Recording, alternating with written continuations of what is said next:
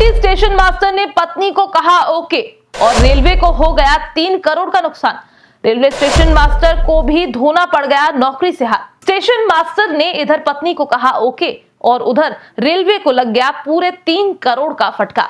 नौकरी से भी धोना पड़ गया हाथ। आखिर स्टेशन मास्टर को ओके बोलना क्यों पड़ गया इतना महंगा, जानिए हमारी इस रिपोर्ट में। रेलवे की नौकरी बड़ी जिम्मेदारी वाली होती है, ऐसा आपने अक्सर रेलवे में काम करने वाले लोगों के मुंह से सुना होगा। जरा सी भी गलती हो जाए तो मानो तूफान सा आ जाता है। पिछले दिनों भी छत्तीसगढ़ के रायपुर रेलवे स्टेशन पर तैनात स्टेशन मास्टर के साथ कुछ वैसा ही हुआ।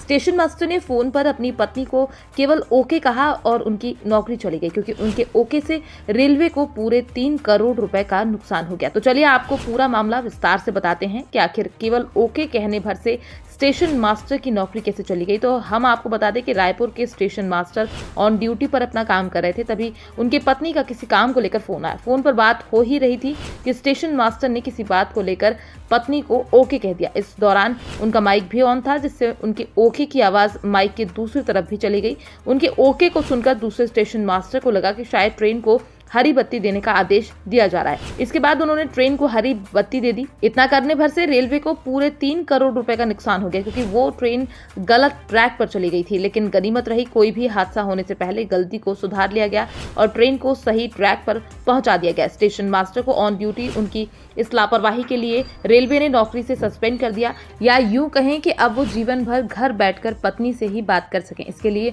उनकी रेलवे ने परमानेंट छुट्टी कर दी है। जब मामले की पड़ताल की गई तो सामने आया कि उनका और उनकी पत्नी के बीच किसी बात को लेकर विवाद चल रहा था। उनकी पत्नी का कहना था कि उनका संबंध उनकी भाभी के साथ चल रहा है, जबकि उनके पति स्टेशन मास्टर का कहना था कि उनकी पत्नी का चक्कर किसी और के साथ चल रहा है, जिसको लेकर आगे वो कोर्ट में भी गए, जहां पर उन्होंने तलाक की अर्जी दी, क्योंकि दोनों के बीच विवाद बहुत ज्यादा बढ़ गया था। यानी स्टेशन मास्टर साहब पत्नी से भी हाथ धो बैठे और नौकरी से हाथ साफ कर लिया, क्योंकि उनके एक ओके से उनकी पूरी जिंदगी बेपटरी हो गई।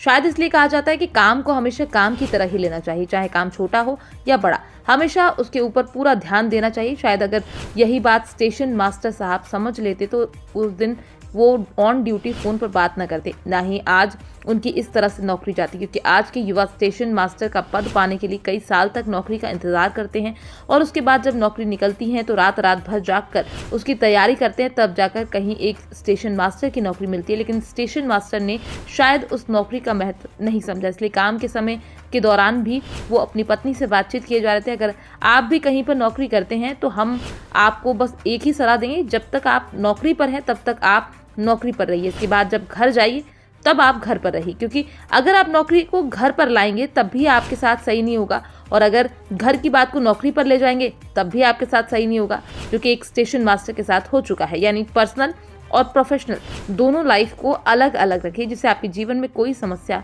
न आए। बहरहाल अगर आप स्टेशन मास्टर हैं तो माफ कीजिएगा, पूर्व स्टेशन मास्टर साहब को कोई सलाह देना चाहते हो तो नीचे कमेंट बॉक्स में जरूर लिखें। Bureau report, PDN news.